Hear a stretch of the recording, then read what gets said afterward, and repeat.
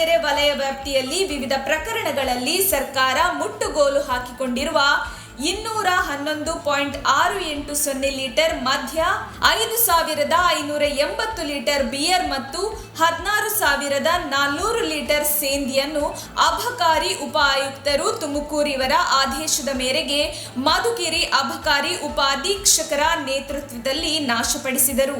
ಉಪ ತಹಶೀಲ್ದಾರ್ ಕೆಎಸ್ಬಿಸಿಎಲ್ ಡಿಪೋ ತುಮಕೂರು ಮತ್ತು ಸ್ಥಳೀಯ ಪಂಚರ ಸಮಕ್ಷಮದಲ್ಲಿ ಪರಿಸರಕ್ಕೆ ಯಾವುದೇ ಹಾನಿ ಉಂಟಾಗದಂತೆ ಪಟ್ಟಣ ಪಂಚಾಯಿತಿ ವ್ಯಾಪ್ತಿಗೆ ಸೇರುವ ಬೋಡಬಂಡೇನಹಳ್ಳಿ ರಸ್ತೆಯಲ್ಲಿ ಇರುವಂತಹ ಕಸ ವಿಲೇವಾರಿ ಘಟಕದಲ್ಲಿ ಅಧಿಕಾರಿಗಳ ಸಮಕ್ಷಮದೊಂದಿಗೆ ಮದ್ಯವನ್ನು ನಾಶಪಡಿಸಲಾಯಿತು.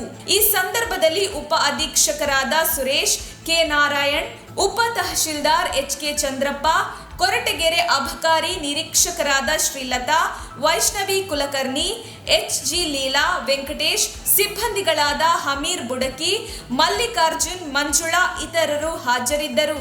ವರದಿ ಮಂಜುನಾಥ್ ಸ್ವಾಮಿ, MN.